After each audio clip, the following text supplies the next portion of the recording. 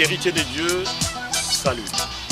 Romains 4, 17 nous dit ceci: je t'ai établi Père d'un grand nombre de nations. Il est notre Père devant celui auquel il a crié, Dieu. Que fait Dieu? Il donne la vie au monde. Que fait-il encore? Il appelle les choses qui ne sont point comme si elles étaient.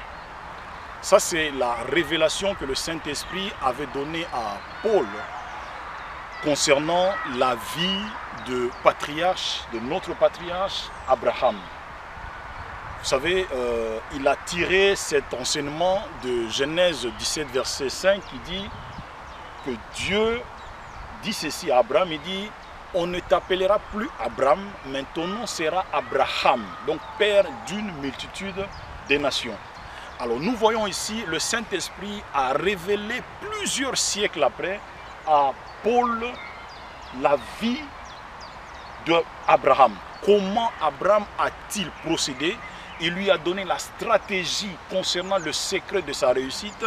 Il lui a donné son concilio. Il lui a infusé une parole concernant, n'est-ce pas, sa vie.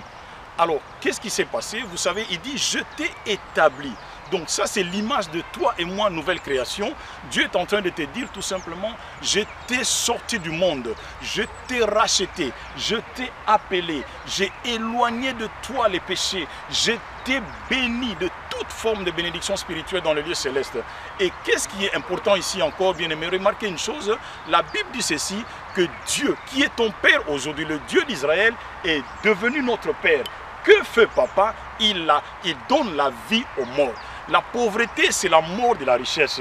La disette, c'est la mort de l'abondance. La maladie, c'est la disparition de la santé divine.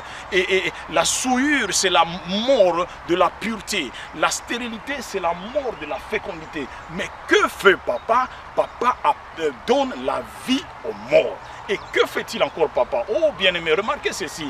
Papa, il appelle les choses qui ne sont pas comme si elles étaient. Souvenez-vous, au début, à la création, la Bible dit que la terre était informe et vide. Il y avait les ténèbres, n'est-ce pas, à la surface de l'abîme. Hein, et le Saint-Esprit mouvait au-dessus des eaux. Qu'a-t-il fait notre papa Dieu? Il a appelé la lumière qui n'existait pas comme si elle existait. Et la lumière, que la Bible nous dit que, et la lumière fut. Vous remarquez une chose, c'est si bien aimé, mon frère, ma soeur, la Bible dit ceci: tel père, tel fils. Que fait papa? Il donne la vie aux morts.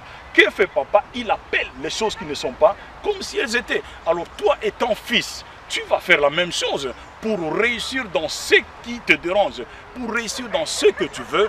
Appelle cette chose-là à l'existence. Remarque une chose, les choses qui ne sont pas sont, les choses qui sont sont. Cela veut dire que même si tu ne le vois pas, cela ne veut pas dire que la chose n'existe pas. La chose existe. Tout ce que tu sais n'est pas tout ce qui existe. Tout ce que tu as n'est pas tout ce qui existe. Tout ce que tu vois n'est pas tout ce qui existe. Tu connais ta situation. Appelle seulement cette chose-là à l'existence et la chose va arriver. Tel a été, n'est-ce pas, qui est le déclenchement du miracle concernant la vie d'Abraham. Il était Abraham, qui signifie père élevé, mais en ce père élevé, il y avait Abraham, le père d'une multitude de nations. Mon frère, ma soeur, tu as le choix. Appelle cette chose-là à l'existence. Tu connais bien ta situation, tu connais bien ta vie, tu connais bien ton entourage, tu connais très bien ta famille, tu connais très bien ta nation. Appelle seulement cette chose-là à l'existence et Dieu qui est fidèle, le Saint-Esprit qui est fidèle, il manifestera la chose. Voyez mon frère, ma soeur, tel a été le secret que le Saint-Esprit avait révélé à Paul, qui était Saul de Tarse à l'époque, et c'est la même révélation que le Saint-Esprit te donne encore aujourd'hui. Ne sois pas comme Ruth, comme Naomi plutôt, dans Ruth 1:20.